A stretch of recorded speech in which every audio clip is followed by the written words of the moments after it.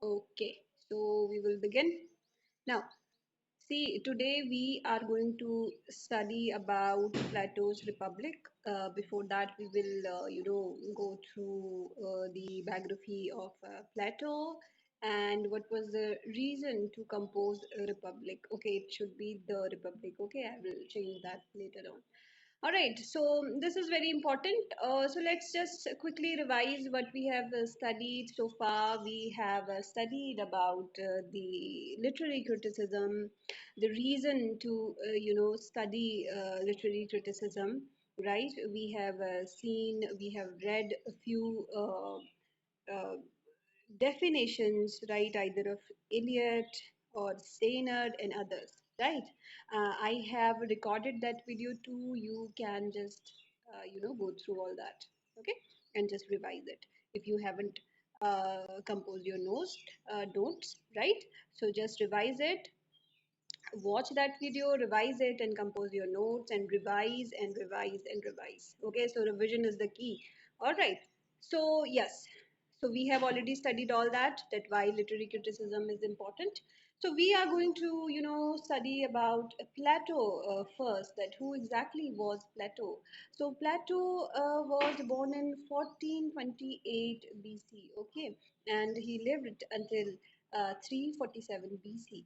Okay तो Plato बच्चों जो था ही was basically an Athenian philosopher यानी एथेंस का वो फिलोसफर था right and he lived during the classical period of ancient Greece right हम जब classical period of ancient Greece की बात कर रहे हैं तो हम उस पीरियड की बात कर रहे हैं जब ये सारे जितने भी डोमेन्स हैं चाहे वो लिंग्विस्टिक हो चाहे वो मैथमेटिक्स हो चाहे वो फिलॉसफी हो ये सारे जो डोमेन्स हैं ये क्या हो रहे थे डेवलप हो रहे थे okay that was the golden period of cultural and intellectual activity. It was the golden time of all those intellectual activities, right? So Plato was basically a student of Socrates, okay, and he was teacher to Aristotle. उसका जो disciple था वो Aristotle था.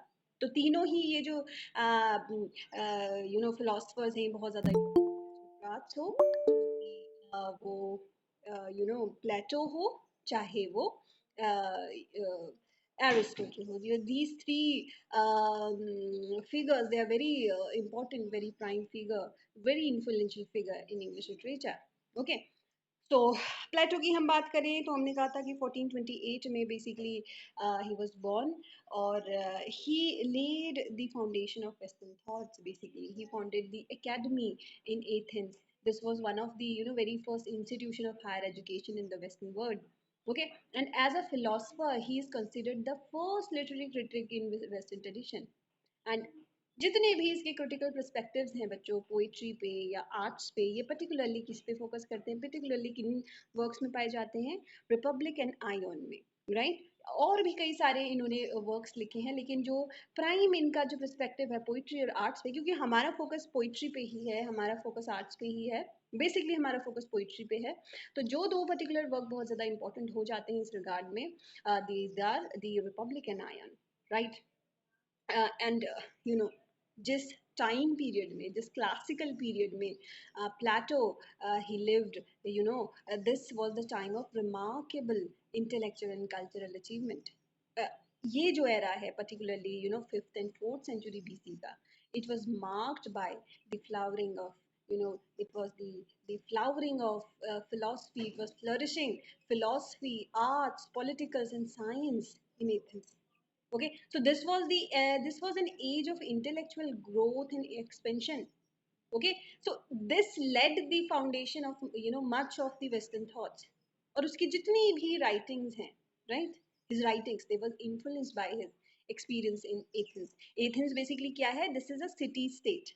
Okay थोड़ा सा इनके बारे में पढ़ लेना एंशिएंट ग्रीस कहाँ पे है एथेंस कहाँ पे है सिटी स्टेट्स का जो कॉन्सेप्ट है वो पढ़ लेना राइट इन कॉन्सेप्ट्स को आप बेसिकली पढ़ लेना बच्चों ठीक है तो एथेंस में जो हो रहा था बहुत इंटेलेक्चुअल एक्टिविटीज हो रही थी बहुत टर्मोल हो रहा था ये सारी चीजें यहाँ पे चल रही थी तो बहुत सारे सिग्निफिकेंट चेंजेस से जो एथेंस है it was undergoing all that right ये जितने भी डेमोक्रेटिक आइडल्स थे ऑरेटरी ट्रेडिशंस थे, ट्रैजिक प्लेस थे, फिलोसफिकल डिस्कोर्सेस, जितनी भी चीज़ें चल रही थी, इन सारी चीज़ों ने प्लेटो के जो थॉट प्रोसेस है उसको काफ़ी ज़्यादा इम्पैक्ट किया, right? And yes, all these events, all these processes, it just led him to critically engage with the socio-cultural aspects of his time. Okay, now, um, you see, जिस समय पे प्लेटो basically लिख रहा था, राइट, यू नो, कोई भी writer जब कोई भी राइटिंग लिखता है तो वो यूं ही नहीं लिख देता, there there are, you know, there must be some reason to write that. Okay, जब हम रिपब्लिक की कंपोजिशन की बात करें, you know, Republic is written around, you know, 380 BC और somewhere like that, right? It is believed that it is written around 380 BC। Okay, तो इस समय पे ग्रीस में, एंशियंट ग्रीस में बहुत सारी चीजें हो रही थी, you know, social political literary condition बहुत डिफरेंट थी, थोड़ा सा टर्मोल एक तरीके का चीजों का हो रहा था। हम एथेंस, ग्रीक और डेमोक्रेसी की बात करें, राइट, यहाँ पे क्या हो रहा था? एथेंस क्या है? एथेंस बेसिकली एक इंटेलेक्चुअल और कल्चरल सेंटर है ऑफ एशियन ग्रीस, राइट? और ये क्या है? Athens was basically the birth place of democracy. Okay, just mind it, just read, you know, history of Athens and all that. Okay, so Athens is basically the birthplace of democracy. लेकिन यहाँ पे देखो बच्चों क्या हो रहा था, ये हम कब की बात कर रहे हैं? हम ये प्लेटो के टाइम की बात कर रहे हैं, जब प्लेटो ने लिखना स्टार्ट किया, ठीक है, हम उस समय की ये बात कर रहे हैं। Athens democracy, it was undergoing significant changes, right? And it is facing, you know, this democracy, it was the democratic ideals, they were facing challenges during Plato's time. और इसी समय पे क्या होता है? सुकरात जो कौन है, सुकरात जो है वो बेसिकली कौन है? He is the teacher of Plato, right? इसका क्या हो जाता है? एग्जीक्यूशन हो जाता है 399 BCE में।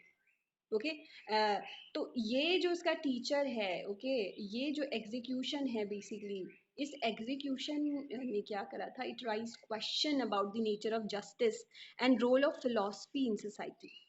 ओके, तो ये सारे इवेंट जो थे बहुत ज़्यादा इंपॉर्टेंट इवेंट थे, जिन्होंने क्या करा, एक तरीके से, यू नो, एक फाउंडेशन क्रिएट किया रिपब्लिक के लिए। ओके, नाउ सी, अब क्या हो रहा था यहाँ पे? इसके अलावा यहाँ पे क्या चल रहा है? पेलोपोनेशियन वॉर चल रही है, ठीक है। पेलोपोनेशियन वॉर जो है 431 से 404 BCE तक चली थी। ये जो एक वॉर थी, this great war, it was, you know, it was between Athens and Sparta. ये जो वॉर चली थी, पेलोपोनेशियन वॉर, इसने क्या करा था? एक परफॉर्म्ड इम्पैक्ट किया था पॉलिटिकल एंड सोशल लैंडस्केप पे। वॉर जो है वो खत्म हो गई, उसमें क्या हुआ था? एथेंस जो था वो डिफीट हो गया था, जिससे क्या हुआ था? एथेंस में एक, you know, a period of political instability, it started, it led to a political instability, and yes, definitely a decline in democratic ideals. तो प्लेटो ने क्या करा था? ये सारी चीजें विटनेस करी थी, इस टर्मोल को विटनेस किया था, and he was disillusioned by the shortcomings of democracy. इसी ने क्या करा है? Basically it influence his philosophical reflections. Okay, उसके अलावा क्या चीजें हैं? सोफिस्ट और जो इंटेलेक्चुअल क्लाइमेट उस समय का चल रहा था।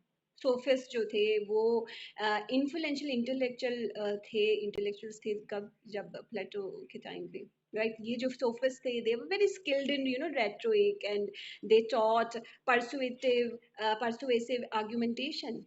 पर उनका जो रियलिस्टिक व्यू था ट्रूथ और मोरालिटी को लेके, ठीक है, ये क्लैश कर रहा था प्लेटो की जो परस्यूट है of absolute truth and objective value के साथ। तो इसी वजह से प्लेटो ने क्या करा? उसने, यू नो, कुछ जो सोफिस्ट क्लेम थे उनको रिफ्यूट किया और अपना एक फाउंडेशन तैयार किया for objective knowledge and ethics, right? तो ये बहुत ज़्यादा एक इम्पॉर्टेंट, यू नो, वो हो जाता है कि उसकी जितने भी नॉलेज है, जितना भी फिलॉसफी है, वो एक ऑब्जेक्टिव नॉलेज और एथिक्स पे बेस करती है। क्या उसकी राइटिंग है, कैसे वो चीज़ें लिखा करता था, that we will discuss later. Okay, अब हम थोड़ा सा लिटरेरी सिनेरियो देखते हैं कि जिस समय पे, यू नो, ओके, तो ये सारी चीज़ें उस समय पे चल रही थी, तो हम थोड़ा सा लिटरेरी जो फीचर्स हैं उन पे हम ध्यान दे देते हैं कि पोइट्री को जो रिसेप्टिव बोला, या पोइट्री को लेके इनके जितने भी आइडल्स थे जो हमें रिपब्लिक में देखने को मिलते हैं, यहाँ पे जो हम पढ़ने वाले हैं पेपर 10, सॉरी चैप्टर 10, वो basically forms of poetry and poetry पे बेसिकली फोकस करता है, and Plato basically attack on poetry. अब उसका रीज़न क्या था, ये चीज़ हमने देख ली, सोशल उसका पॉलिटिकल कॉन्टेक्स्ट क्या था, वो चीज़ें हमने देख ली। इसके अलावा लिटरेरी सिनेरियो क्या उधर पे चल रहा था उस समय, एंशिएंट ग्रीस पे क्या लिटरेरी सिनेरियो चल रहा था, उसे जानना भी बहुत ज़्यादा इंपॉर्टेंट हो जाता है, right? During that time, poetry basically it held a very significant place in ancient Greece and ancient Greek culture. और जितने भी पोएट थे उस टाइम के, होमर की हम बात करें, हेसिओड की हम बात करें, लिरिक पोएट जैसे थे, जैसे साफो एंड पिंडर, ये जितने भी राइटर्स थे, they were highly regarded and celebrated for their literary contribution. लेकिन प्लेटो ने अपने वर्क में क्या करा है, he express some reservation about the moral and philosophical implication of the poetry, right? ये क्यों था, ये सब चीज़ें क्यों, इस तरीके की चीज़ें उसने बोली, हम ये चीज़ देख लेते हैं। ठीक है, होमर की जितनी भी एपिक पोएम्स थी, चाहे इलाइड एंड ओडिसी की हम बात करें बेसिकली, राइट? तो यहाँ पे कैसे पोर्ट्रे किया जाता था, they portray heroic deeds, god and mythical narratives, ये सारी चीज़ें पोर्ट्रे करी जाती थी, राइट? एपिक पोइट्री को सबसे ज़्यादा हाई एस्टीम्ड माना जाता था अपने आर्टिस्टिक मेरिट के लिए, लेकिन प्लेटो ने इसे क्रिटिसाइज किया, राइट? रीजन क्या था उसे क्रिटिसाइज करने का? Because he said that they present God in a very morally ambiguous way, okay, they glorify war and violence, okay, एक रीजन ये भी था। बच्चों इस चीज़ों से, इन चीज़ों से थोड़ा सा कनेक्शन स्टैब्लिश करने की कोशिश करो कि जब जिस समय पे प्लेटो लिख रहे थे, हिस्टोरिकल कॉन्टेक्स्ट उसका बहुत ज़रूरी है। कोई भी चीज़, कोई भी राइटर लिखता है, वो क्यों लिख रहा है उसको जानना ज़रूरी है। अगर प्लेटो ने पोइट्री पे अटैक किया था, पोइट्री को क्रिटिसाइज किया था, तो उसके पीछे रीजन थे, है ना? प्लेटो ऐसे समय पे रह रहा था, this was a time of political decline and resolution. Education जो थी, it was very in a very sorry state. और इस समय पे जितने भी एपिक्स होमर ने लिखे थे, ये क्या कर रहा था? It was just glorifying all these things, ठीक है? इमोरल वेज को ये क्या कर रहा था? ग्लोरीफाई कर रहा था, which Plato basically criticise, right? तो ये जितने भी एपिक्स थे होमर के, it was venerated by Greeks at that time, okay? So Plato basically criticized these passages in Homer which show, God in a very flavorable light. Okay? अब हम lyric poetry की बात करते हैं। जितने भी लिरिक राइटर्स थे, पोइट्स थे उस टाइम पे, जैसे साफो एंड पिंडर, इन्होंने किन चीज़ों पे फोकस किया? इन्होंने फोकस किया पर्सनल इमोशंस पे, लव पे, celebration of athletic and cultural events पे, ओके? तो इन्होंने कैसे तरीकों को क्या एक्सप्रेस करने की कोशिश की? दे ऑफ्टन एक्सप्रेस इंडिविजुअल सब्जेक्टिविटी इन इमोशंस। तो प्लेटो ने ये बोला कि ऐसी जो पोइट्री है, it is excessively emotional, right, lacking in rationality and philosophical depth, and this rationality and philosophical depth, this is the need of the hour, getting it? ये उस समय इंपॉर्टेंट था बहुत ज्यादा कि एक रैशनैलिटी आपके माइंड में, रैशनैलिटी एक सोसाइटी में स्टैब्लिश हो, एक फिलोसफिकल डेप्थ जो है लोगों के बीच में, सोसाइटी के बीच में बेसिकली वहां पे स्टैब्लिश हो। This was the need of the hour. तो प्लेटो ने, यही रीजन है कि प्लेटो ने क्या करा, एक तरीके से इस तरीके की जो पोइट्रीज हैं उनको थोड़ा सा क्रिटिसाइज किया, राइट? अब हम ट्रेजेडी एंड कॉमेडी की बात कर रहे हैं, जो बहुत ज़्यादा फ्लोरिश हो रहे थे eight that time. Greek drama, जैसे कि जो सीलियस है, सोफोक्लीस है, यूरिपिडीज है, और जो कॉमेडी राइटर्स हैं जैसे अरिस्टोफेन्स हैं, ये सारे, ये जो थे, these Greek dramas, they were the prominent form of entertainment eight that time. और जब हम ट्रेजेडीज की बात करें, तुम लोग को पता है, तुम लोगों ने पढ़ा ये चीज़, कि ट्रेजेडीज में क्या होता है, it explored basically the performed profound moral dilemmas and human conditions. और कॉमेडी बेसिकली क्या करती है? वो सटायर करती है सोशल एंड पॉलिटिकल इशू को। लेकिन प्लेटो ने क्या देखा कि ट्रेजेडी क्या है? ये इमोशनली मैनिपुलेटिव है, ओके? और कॉमेडी को लेकर उन्होंने ये फील किया कि ये प्रमोट करती है बेस ह्यूमर को, और ये trivialise serious matters, okay? This comedy basically trivialise serious matters, okay? तो प्लेटो का जो क्रिटिसिज्म है पोइट्री को लेके and his preference for philosophy, ये जो है ये क्या है, ये इसके जो बिलीव के पीछे प्राइमरली रीजन क्या था कि he believe in the primacy of reason. This was the it was very important at that time, right? क्योंकि यहाँ पे क्या हो रही थी, पॉलिटिकल डिक्लाइन हो रहा था, डिसोल्यूशन हो रहा था, डेमोक्रेसी अपने डिक्लाइन की ओर जा रही थी. ओके तो उसने ये आर्ग्यू बेसिकली किया है कि पोइट्री जो है इमोशंस को अपील करती है रादर देन रीजन को. This was the only reason that he criticise poetry, और कोई रीजन नहीं था. तो हमें यहाँ पे जब भी हम प्लेटो को पढ़ते हैं तो उसका सोशल कॉन्टेक्स्ट हमें ज़रूर देख लेना चाहिए. हमें एक माइंडसेट नहीं डेवलप कर लेना चाहिए कि ओके जो प्लेटो है ही क्रिटिसाइज पोइट्री और उसने ये किया वो किया. But yes, if he criticise poetry it was the need of the hour, right? वहाँ पे रीजन को प्राइम होना चाहिए था, इसलिए उसने ये सारी चीज़ें उस पॉलिटिकल सिनेरियो को देखते हुए चीज़ें लिखी थी. Aristotle did not agree on the ideas of poetry, on his ideas of poetry, right? उसने उसका क्या करा है, उसका क्रिटिसाइज किया है, that is different thing. Okay, that we will read. तुम्हारे सिलेबस में तो ऑल्दो नहीं है. Okay, so yes, तो कब जब हम प्लेटो को पढ़ रहे हैं बच्चों, तो प्लेटो को पढ़ते हुए ये सारी चीज़ें, ये सारी जो डिटेल्स हैं अपने माइंड में रखनी चाहिए. देन ओनली रीड प्लेटो. ओके तो हमें उसका हमने उसके आइडियाज को जरूर पढ़ने चाहिए. Basically he want to say in that particular scenario whenever he was writing. Okay so Plato के बेसिकली हम थोड़े से आइडियल्स पढ़ लेते हैं. How he is you know as a writer, उसके क्या फिलोसफिकल ऑब्जेक्टिव्स थे वो जानने बहुत ज़्यादा ज़रूरी है. यू नो प्लेटो ने जस्टिस और एथिक्स की बात करी है ना. हमेशा से Plato he aimed to explore the nature of justice and its relationship to individual and social wellbeing. तो ये जो सारी डिस्कशन है कैरेक्टर्स के आपस में, ये सारी चीज़ें होती हैं. तो ये सारे डिस्कशन कहाँ पे हमें देखने को मिलेंगे, ये हमें रिपब्लिक में देखने को मिलेंगे. ओके उन्होंने फिर किस चीज़ पे फोकस किया है, उन्होंने नॉलेज और रियलिटी पे फोकस किया है, मेटाफिजिक्स पे फोकस किया है, राइट? जैसे तुम्हें पहले भी मैंने बताया है कि रीजनिंग पे उन्होंने बहुत ज़्यादा फोकस किया है.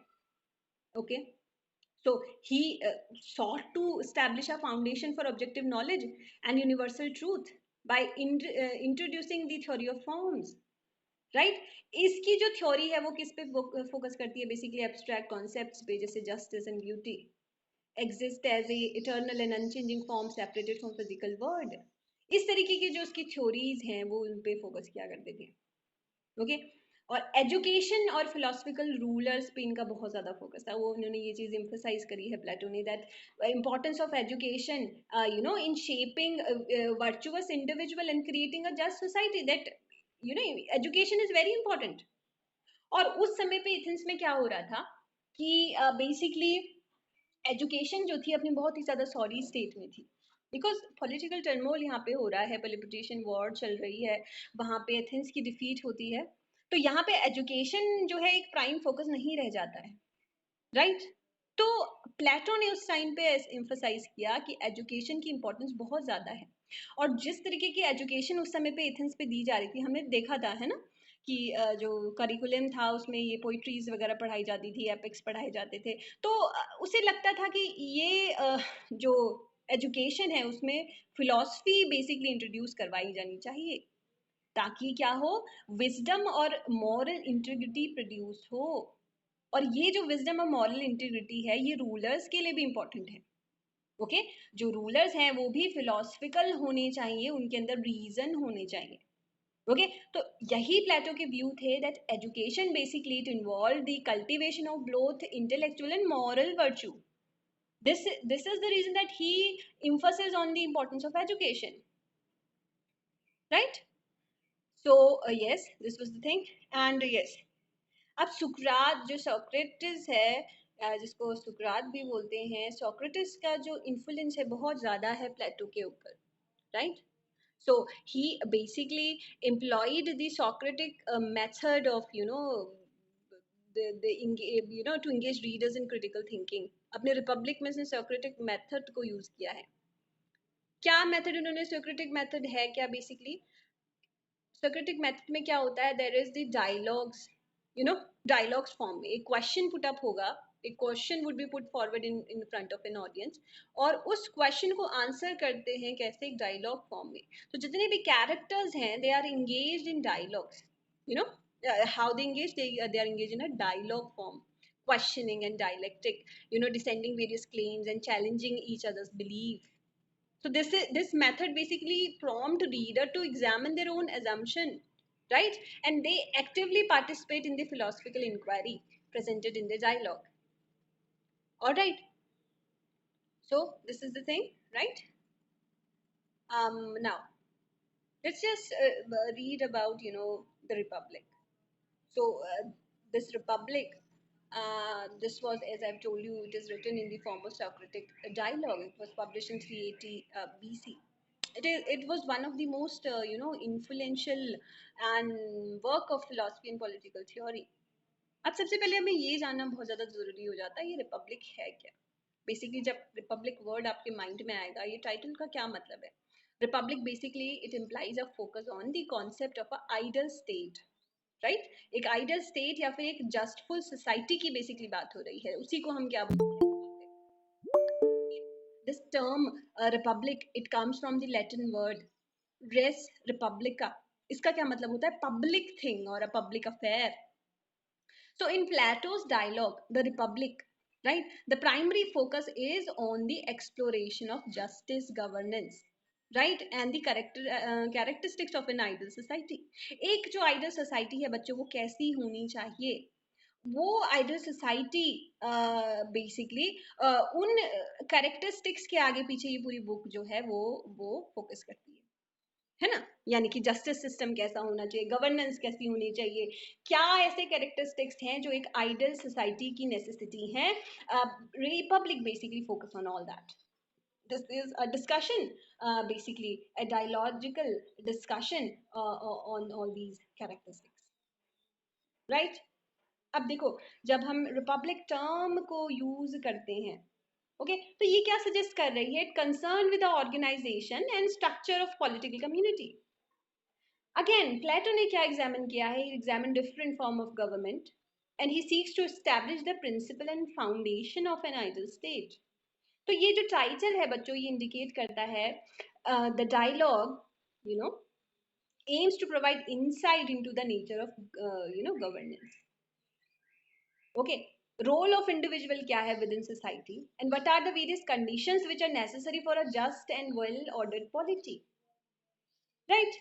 So ये जो टर्म रिपब्लिक बेसिकली रेफर करती है एक स्पेसिफिक फॉर्म ऑफ गवर्नमेंट को, राइट. लेकिन प्लेटो ने इसे क्या करा है, एक्सपेंड किया है, meaning its, you know, expanding its meaning to its in his dialogues to encompass a broader exploration of justice, right, ethics and education, and yes, his you know, theory, the search for truth.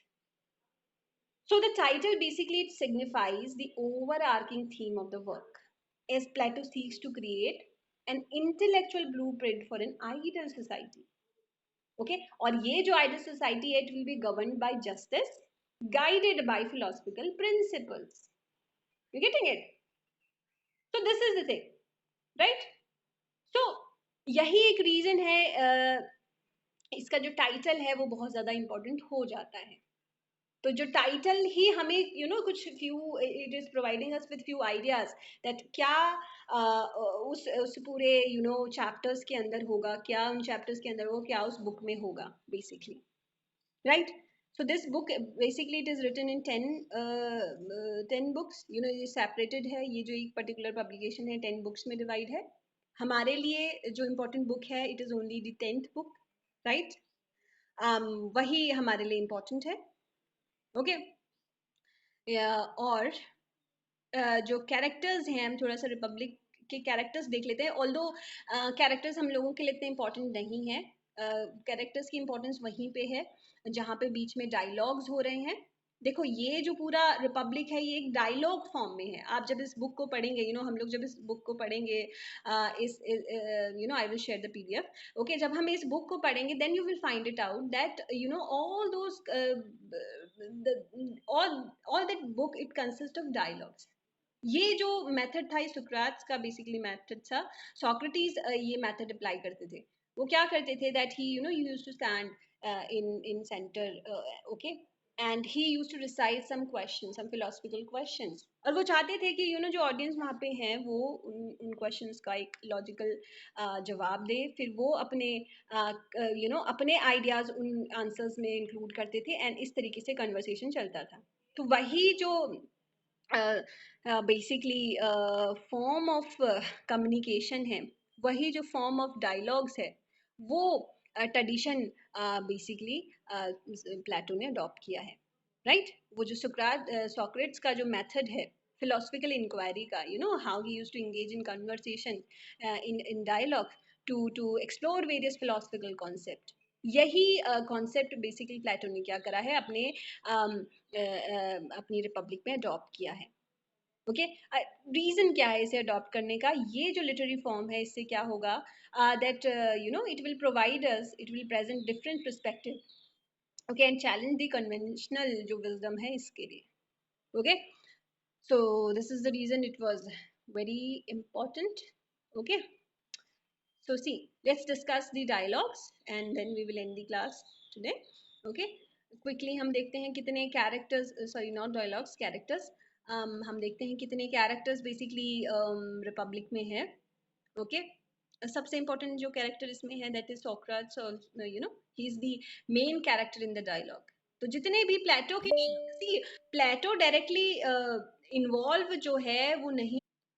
Okay तो प्लेटो के जितने भी questions हैं, right, जितने भी प्लेटो के dialogues हैं, ये कैसे होता है? ये सुकरात के क्वेश्चंस बेसिकली इसमें इन्वॉल्व होते हैं. ठीक है यानी प्लेटो ने डायरेक्टली कोई भी क्वेश्चन इस तरीके से नहीं बोले हैं. That we will see when we will read it. Right तो यहाँ पे जो मेन कैरेक्टर है, हम ये कह सकते हैं कि नैरेटिव यहाँ पे प्लेटो नहीं है. ओके यहाँ पे मेन कैरेक्टर कौन है? Socrates. He is the main character of the dialogue and in many of Plato's dialogue, right, सुकरात क्वेश्चन अदर्स बिलीव. जो उनका एक तरीका है आर्ग्यूमेंट्स करने का या बिलीव्स को इनकरेज करने का, क्रिटिकली सोचने का, वो हम क्या देखते हैं? जितने भी प्लेटो के डायलॉग आए हैं उसमें सुकरात ने क्वेश्चंस करे हैं. राइट बिलीव्स, जितने भी दूसरों के बिलीव्स हैं उनको क्वेश्चंस करा है, उनको इनकरेज किया है to think critically about the important subjects. और बेसिकली यहाँ पे जो इम्पोर्टेंट सब्जेक्ट्स हैं वो किस पे हैं? वो जस्टिस पे हो जाते हैं, एजुकेशन पे हो जाते हैं, nature of the ideal city पे होते हैं. Okay second character we can see is Golkin. Okay he is older brother of Plato. Okay and he is one of Socrates primary interlocutor in the dialogue. So he challenged basically Socrates to prove that justice is desirable in itself. तो ये चीजें हम चलो बाद में पढ़ेंगे. Okay he is the second character. Third character we will see the Edementus. Edementus जो है again he is Plato's brother. Okay he again play a significant role in the dialogue. Again ये क्या है? इंगेज हो रहा है किसके साथ? सोक्रेट्स के आर्गुमेंट के साथ, pressing him to provide more detail on his ideas about justice and ideal cities. Okay fourth जो कैरेक्टर हम इंपॉर्टेंट कैरेक्टर इसमें देखते हैं that is Polemarchus. Polemarchus basically Cephalus का सन है और ये जो है he presented a view of dialogues, sorry presented a view on justice. Right जिसको सुकरात जो है क्रिटिक करता है, उसे रिफाइन करता है थ्रू हिज डायलॉग. ओके फिर सेटिफल्स की हम बात करते हैं. His elderly man, right, he is father of Polemarchus. Okay ये सब लोग कहीं ना कहीं एक दूसरे से रिलेट करते हैं. Okay and yes again he open the dialogue with his own definition of justice. Right इस तरीके से बुक की ओपनिंग का जो डायलॉग है वो सेटिफल्स के सेफिलस के से बेसिकली शुरू होता है. Then again there is one another character that is Thymarchus. Okay Thrasymachus. This is a sophist. Okay हमने sophist को discuss किया था कि they are very expert in rhetorics and all that, and basically he is the antagonist in the dialogue. Okay ये काफी इसका एक cynical view है justice को लेके. Okay वो believe करते हैं that the advantage of the stronger के concept पे. ठीक है तो ये एक तरीके से antagonist हैं इस पूरे dialogue में. Right so or there are few many more characters जो बहुत ज़्यादा important नहीं हैं. These are the prime characters which are important in the Republic. Paper sorry chapter 10 में जो हम पढ़ेंगे which is important for us, right. हमारे लिए सारी बुक्स इम्पॉर्टेंट नहीं है, हमारे लिए सिर्फ बुक 10 इम्पॉर्टेंट है। This is the only book that we are going to read, right. And yes, तो उसमें ये सारे कैरेक्टर्स नहीं दिखते हैं, इनके कन्वर्सेशन नहीं दिखते हैं, but you know through out the book, ये जो पूरी 10 किताबें हैं उनमें ये सारे कैरेक्टर्स नजर आते हैं। वी विल सी कि बुक 10th में कौन कौन से कैरेक्टर्स हैं जो बेसिकली डिस्कशन जिनके बीच में होगा। Okay, that we will read in another class. Okay, तो ये जितने भी हैं इनके स्क्रीनशॉट आप लोग ले लेना, right, and do your own research बच्चों। I always tell you that just do your own research। प्लेटो कौन था, कुछ ऐसी चीज़ें हैं, maybe I have missed a few things about Plato, right। जैसे हमने उसकी सारी बुक्स जो है वो नहीं रीड करी, जो डायलॉग्स हैं किन अदर बुक्स में हैं, जैसे रिपब्लिक और आयोन के अलावा उसकी लिसेस है, जॉर्जियस है, सिम्पोजियम है, ये कुछ जो है इंपॉर्टेंट बुक्स हैं, उनको आप you know have a good read about that. और ज़्यादा नहीं भी पढ़ोगे तो just read about you know basically the summary of these books, क्या इन बुक्स के मेन आर्ग्यूमेंट्स हैं वो चीज़ें पढ़ लो, है ना। और कई सारी चीज़ें हैं बच्चे जो हमसे छूट गई होंगी, है ना। अब see one more thing that I when I have said that Homer का वो क्रिटिसाइज कर रहा है, इसका मतलब ये नहीं है कि he is not influenced by Homer, getting it. उसकी कुछ पॉइंट्स हैं बेसिकली जो एपिक्स हैं उसको उसने क्रिटिसाइज किया है, ऐसे ही अदर फॉर्म ऑफ राइटिंग की भी यहाँ पे बात हो रही है, राइट। तो प्लेटो एक you know very indigenous personality है, he has lectured on you know academy, वो जो उसकी अपनी एकेडमी उसने ओपन करी थी, तो वहाँ पे उसने कई सारे फिलोसफिकल यू नो टॉपिक्स पे उसने लेक्चर्स दिए हुए थे, चाहे वो पॉलिटिक्स से हो, एथिक्स से हो, मेटाफिजिक्स पे हो, एपिस्टेमोलॉजी है, इन सारे टॉपिक्स पे उसने क्या करा था, लेक्चर्स दिए थे, इन पे उसने लिखा है, इन फिलोसफिकल टॉपिक्स के ऊपर उसने लिखा हुआ है, राइट। तो ये कुछ ऐसी चीज़ें थी जो शायद रह गई हैं, राइट। हमने ये सारी चीज़ें पढ़ी हैं, बट एक हमने बस एक ओवरव्यू बच्चों लेने की कोशिश करी है, राइट। हो सकता है कुछ चीज़ें छूट गई हो, वो that you have to read. Okay, कैसे लिटरेचर इमोरल हो गया, कैसे करप्ट हो गया, डिजेनरेटेड हो गया, ये पॉइंट बहुत ज़्यादा इंपॉर्टेंट है। Just read more about it, right. कैसे यू नो ग्रीक जो था, जो ग्रीस है बेसिकली, एथेंस जो है, it was the centre of you know art and literature, how that wonderful flowering it ended. Okay, ये सारी चीज़ें जो हैं ये आप लोगों ने पढ़नी है, इनमें कुछ डिटेल आप बेसिकली इन चीज़ों की रीड करिए। ओके, अच्छी रिसर्च पेपर्स पढ़िए, पर्टिकुलर प्लेटो पे कुछ रिसर्च पेपर है, हिस्टोरिकल कॉन्टेक्स्ट पे, एथेंस पे कुछ रिसर्च पेपर्स होंगे, उनको पढ़िए, उनसे पर्सपेक्टिव्स जनरेट करने की कोशिश करिए। देखो रिपब्लिक में बेसिकली यही है कि किस तरीके से क्रिटिकल पर्सपेक्टिव्स, आपके बिलीव्स जो हैं वो जनरेट होते हैं, तो उससे कुछ इंस्पिरेशन हम भी लेंगे, राइट। आप लोग क्या करेंगे, अपना रिसर्च, अपनी अपनी खुद की रिसर्च जरूर इसमें करेंगे। अपने इंट्रोडक्शन में जब आप प्लेटो का इंट्रोडक्शन लिखेंगे, आप उसमें चीज़ें ऐड करेंगे apart from whatever we have studied today, alright. आप और चीज़ें इसमें ऐड करेंगे, okay. tomorrow or maybe day after tomorrow we will continue with the class, right. We will continue with republic and we will read the text, right. We will only read whatever is important for us, okay। Rest जो text है वो आप detail में आप लोग पढ़ेंगे, we will only read whatever things are important for us, right. we will only read that, okay। So I am going to share the PDF of republic with you all, okay। From tomorrow we will start that, okay, or whenever we will resume our class, okay। On that class we will read about the republic and all that. Till then, keep studying, keep reading, take care बच्चों।